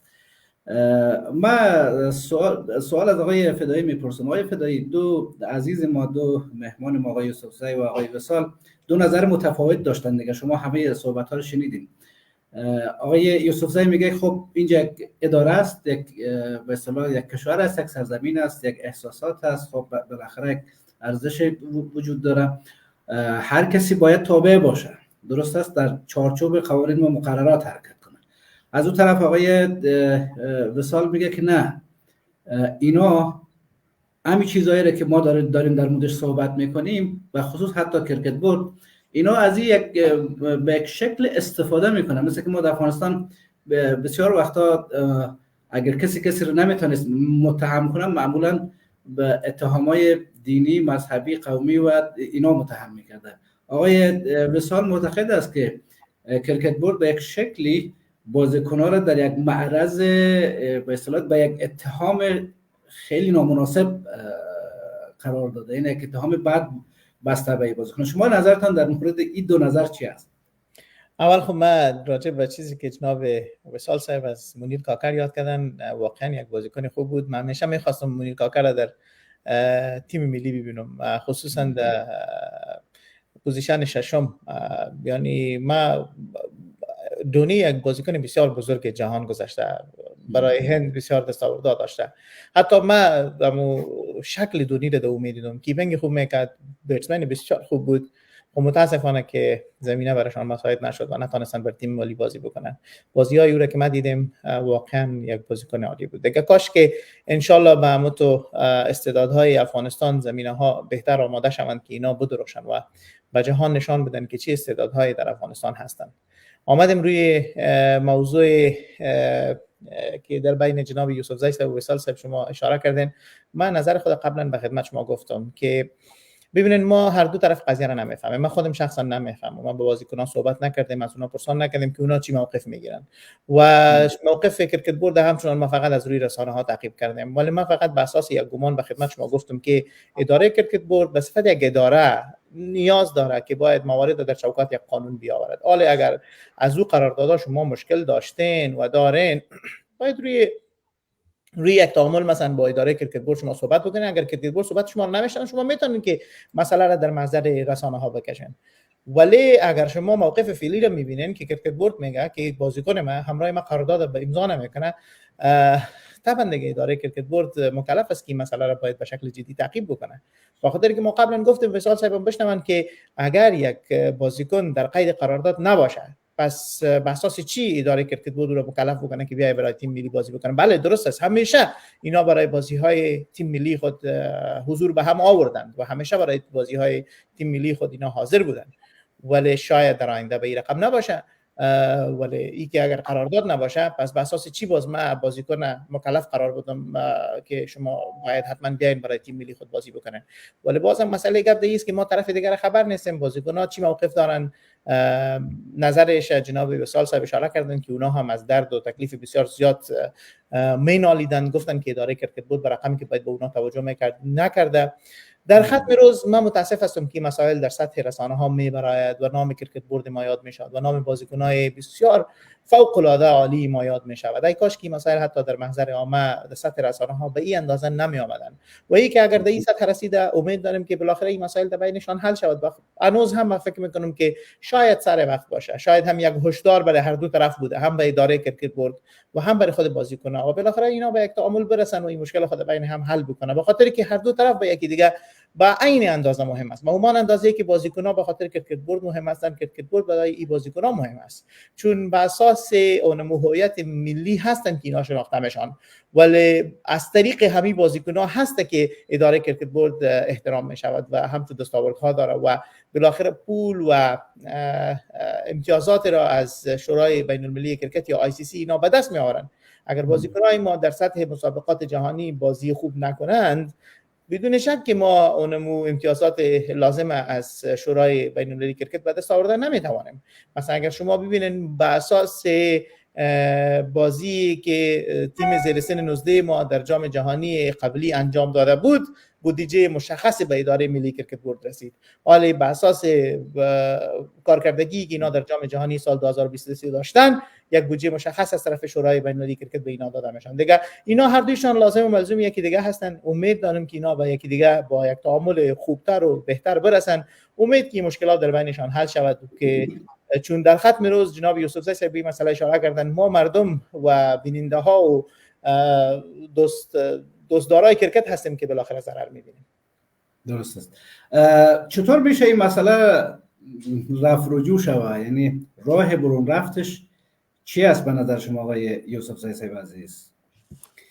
خب رحیمی صاحب، موږ ډیر کله لیدلی دي چې کله د لوبغاړو ترمنځ او د افغانستان کرکټ بورډ ترمنځ ځینې موارد پیدا کیږي. ډیر مسایل موږ لیدلی دي، د مشران شاهدان دي چې د جرګو د طریقه دغه مسله حل شوې دي.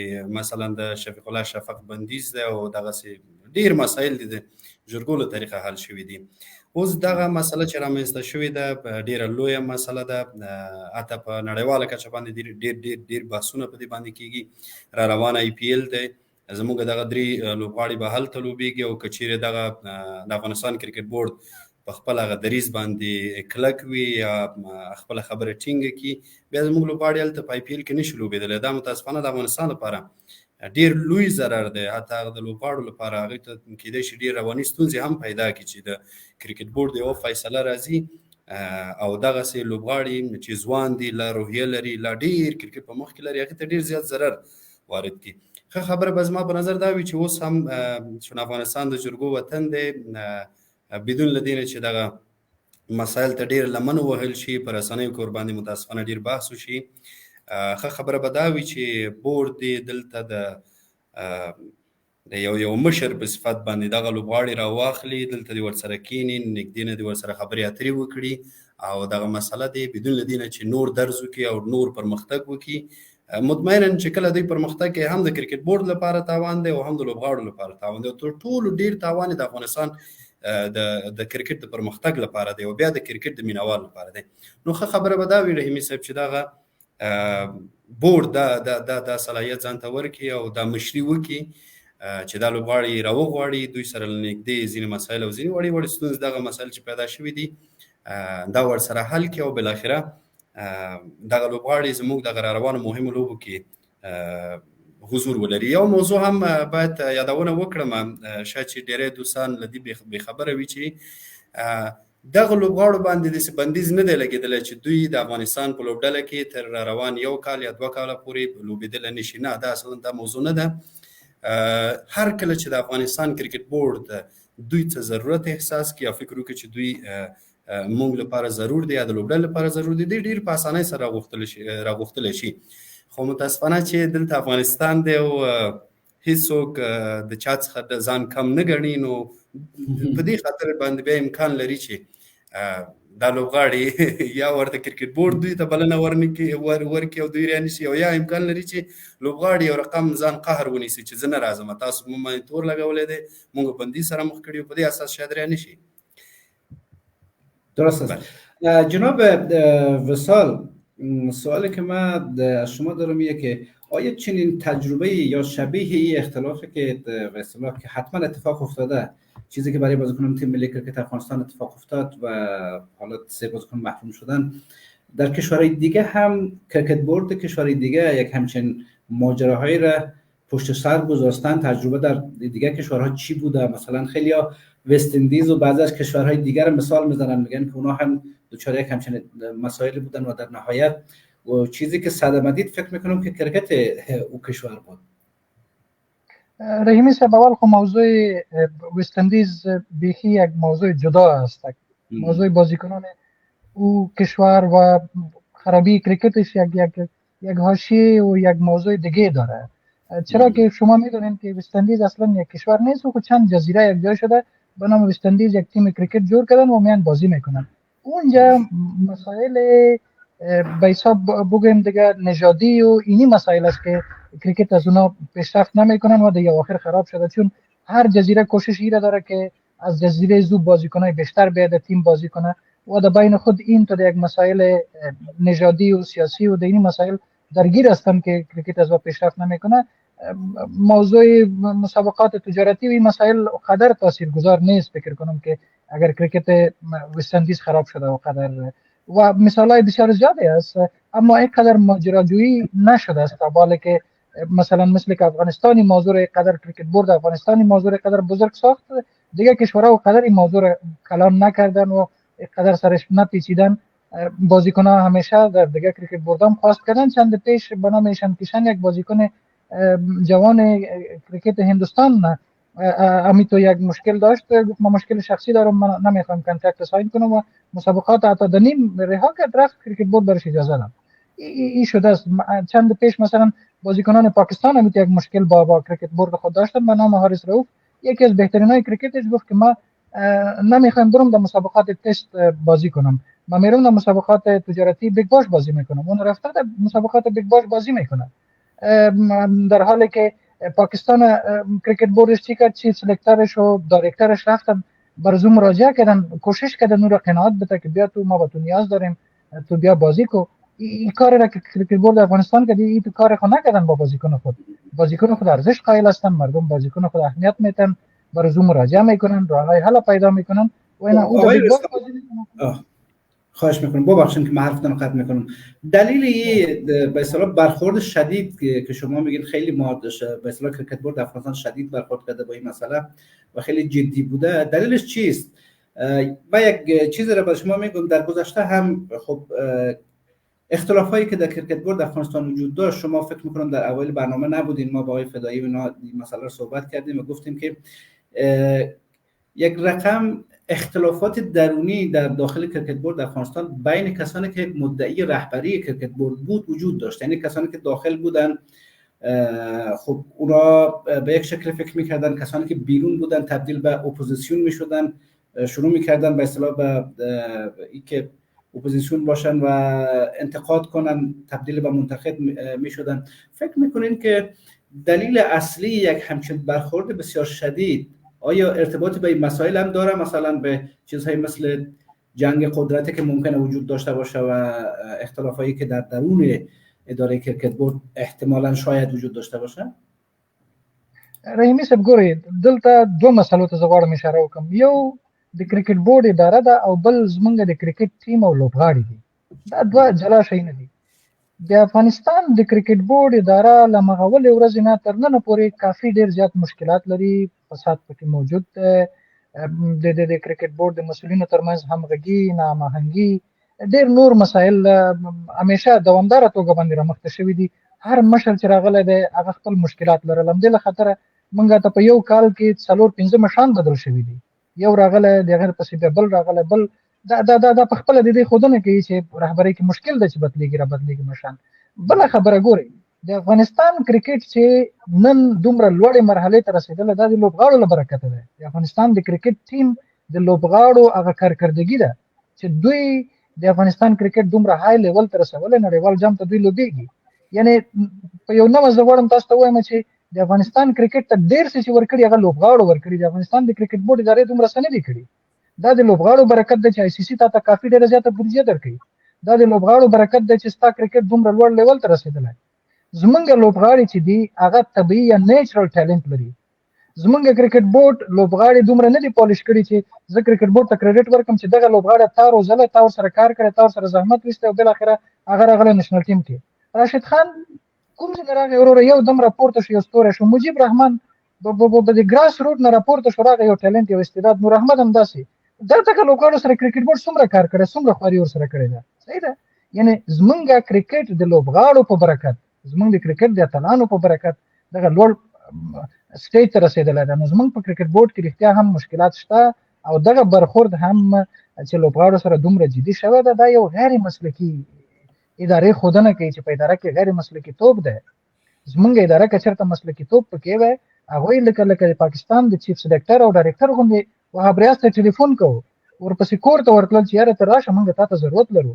نو دوی هم باید خپل لوبغاړو ته دغه ارزښت قایل وي ورته ویل وي چې یاره تاسو د افغانستان سرمایه است یو نو باندې دغه لوبغاړي کوم ملامت هم وای زمونږ کرکټ بورډ باید دوی راضي کړي وي دوی ته باید دغه قرارداد ارزښت بیان کړي وي چې دغه قرارداد موږ ته مهم دی تاسو دغه ارزښت قایل شي او زم دې طرفدار نه یم چې لوبغاړي د قراردادونه کوي لوبغاړي باید قرارداد وکړي ځکه دوی د افغانستان لوبغاړي دي دوی هر څه چې دي د افغانستان د کرکټ لپاره برکت دي نو مسله دا ده چې بیا هم په هر حال باید د لوبغاړو سره جوړجاړی او تفاهم باید وشي. درست. آقای فدایی فکر میکنم که برای آقای وصال کدام کار هم پیش آمده. خب به هر حال شما هم مثل آقای وصال فکر میکنید؟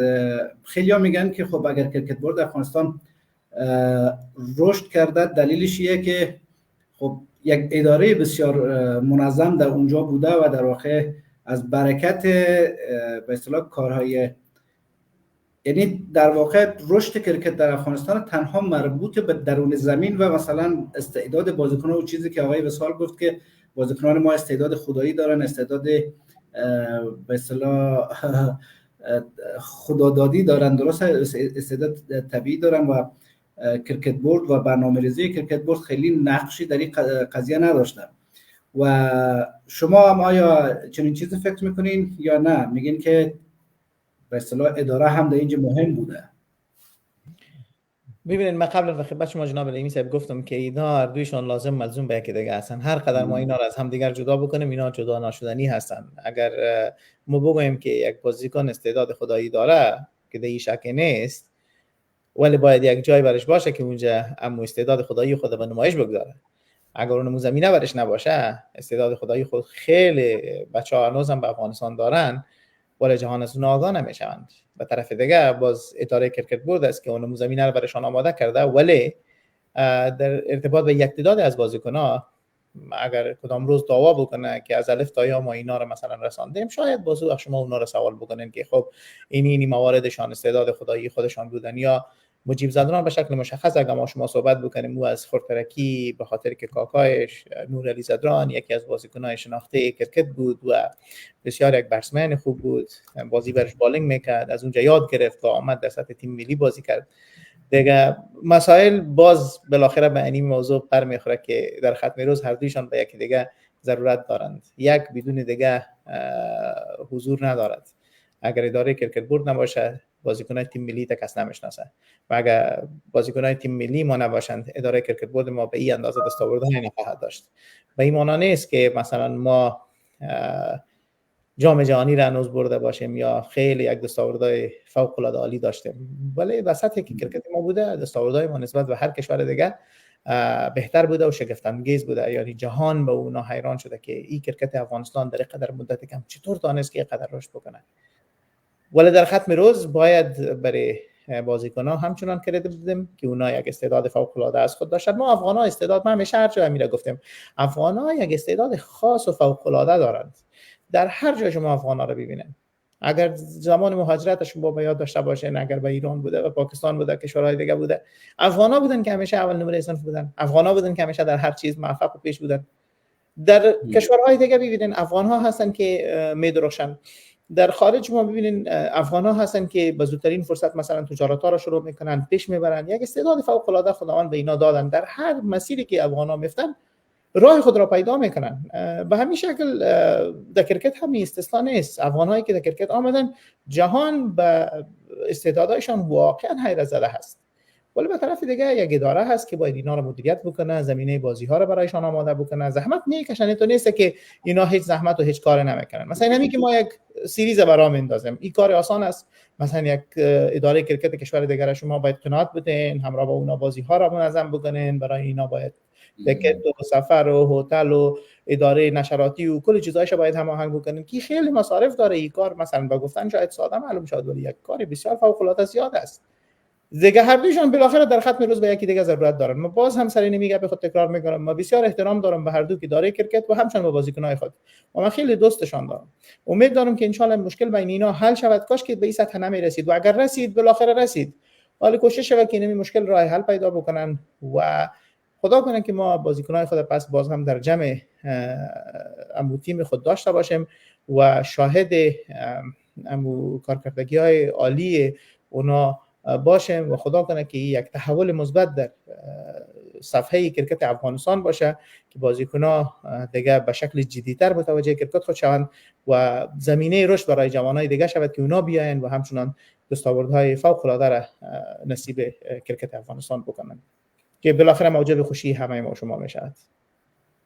تشکر جناب فدایی عزیز و همچنین از شما جناب یوسفزی بسیار دوست داشتنی که در برنامه بودین. قرار بود که 1 ساعت برنامه داشته باشیم، اما خب آقای وصال آمدن چیزای خیلی خوبی را مطرح کردن و در واقع بیشتر انتقاد داشتن روی روند کاری که در کرکت بورد هست و اتفاقی که در این اواخر افتاد، حاشیه‌هایی که به وجود آمد. خب به هر ترتیب هر کسی نظر خودشان داره، نظر آقای وصال هم قابل احترام هست و همچنین شما دو مهمان بسیار بزرگوار. آقای یوسفزی صاحب عزیز اگر حرفی باقی مانده در خدمت شما هستیم، بعد باید کم کم برنامه رو جمع کنیم به خاطر که 1 ساعت و 20 دقیقه گذشته از زمان برنامه. واقعا بحث جالب بود رحیمی صاحب که وقت زیاد گذشت از اون وقت معمول کرده. بر صورت ما در لحظات پایانی یک چند نکته اساس رو میخوام یادآوری بکنم. فدایی صاحب در جریان صحبت‌های خود گفتن که منیر احمد کاکر یکی از بهترین بازیکنان بود و ما سایه امزدونی رو در وجود اینا میدیدیم و فعلا هستن. بدون شک خوشبختانه باید بگفت که در سرزمین برام افغانستان استعداد خیلی زیاد وجود داره. وصال صاحب نیستن دیگه، جایشون سبز. از ضیاءالحق پروانی یاد کردن یکی از بهترین بازیکنان افغانستان است و در کنار از او سایر بازیکنان دیگه در افغانستان بودن که حالا متاسفانه بیرون از کشور هستن. اونا ادعاشانی بود که بورد اگر اداره سالم می بود این بازیکنان چرا میره به کشورهای خارج. شما اما محبوب ترین بازیکن انگلستان ببینین که در سال 2019 تانستی تیم را به عنوان قهرمانی جهان برسانه. تیم بازیکن برام بن استوکس است. او در اصلش از انگلستان نیست و از یک کشور دیگه است. آمده به انگلستان و در اونجا بازی میکنه. به همین شکل اگر اشتباه نکنم جفرا آرچر یک بازیکن دیگه است که در تیم انگلستان است و امثال هم بسیار بازیکن‌ها هستند.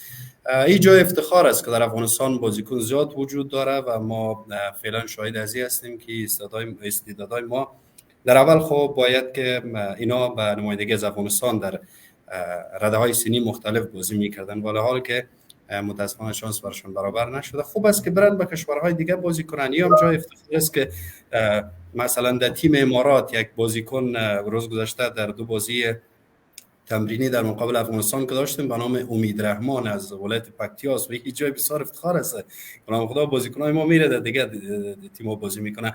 از یک بود معنوی اگر ببینیم درست بازیکن افغان است باید به نفع افغانستان بازی میکرد، ولی از بس که استعداد زیاد است بورد گنجایش یا تیم ملی گنجایش هم 11 نفر یا 10 نفر را داره.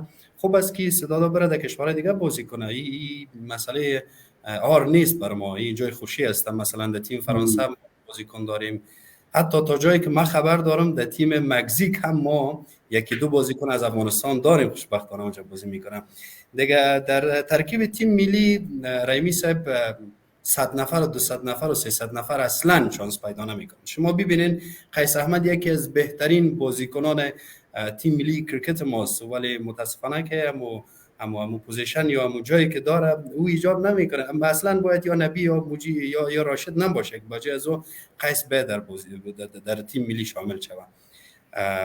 دیگه استعداد زیاد ما داریم خوشبختانه، ولی نمیشه که کل شما بگیریم دست گرفته بریم در تیم ملی شامل کنیم که تو بازیکن خوب هستی باید بازی کنی. اما برترین استعدادها باید در تیم ملی باشه که فعلا هسته و بازیکنایی که یک تعدادشان البته شانس باشان یاری نمیکنه اونا رفتن به کشورهای دیگه و جای دیگه رفتن و بر خود یگون چیز دیگه دست و پا کردن که به نظر من خوب است. صرف این مسئله رو میخواستم بیان کنم که در ترکیب تیم ملی ما 10 نفر تا 11 نفر یا نهایتش با اون بکاپ یا اون بازیکنای ذخیره که می باشن 20-25 نفر جایگزین شده میتونه، بیشتر از اون. تشکر جناب یوسفزی صاحب عزیز و همچنین از شما آقای فدایی. آقای فدایی حرف مونده که می‌خواستین مطرح کنین یا که نه؟ از گپ میبره. اگه حالا چیزی بگم دیگه گپ پیدا میشه. درست است. درست است. خیلی ممنون جناب فدایی عزیز، تشکر از اینکه همراه ما بودین و تشکر از شما جناب یوسفزی و تعداد زیادی از بینندگان عزیز ما که خب بر ما پیام موندن. ما متاسفانه به دلیل ضیق وقت نتونستم که پیام ها را بخوانم. از همه شما هم معذرت خواهی میکنم. امیدوار هستم که اختلاف و مشکلی که در کرکت بورد افغانستان و برای سه بازیکن خوبی تیم ملی کرکت افغانستان به وجود آمده به یک شکلی همونطوری که مهمانان عزیز ما در طول برنامه به او اشاره کردن رفع و رجوع شود و در واقع رقمی که آقای یوسفزی هم اشاره کردن بنشینن با هم صحبت کنن و گفتگو کنن و این مشکل را حل کنن. خیلی ممنون و خیلی تشکر میکنم از دو مهمان عزیزی که در برنامه همراه ما بودن. همراه همه شما و بینندگان عزیز خداحافظی میکنم. تشکر. بخیر باشید.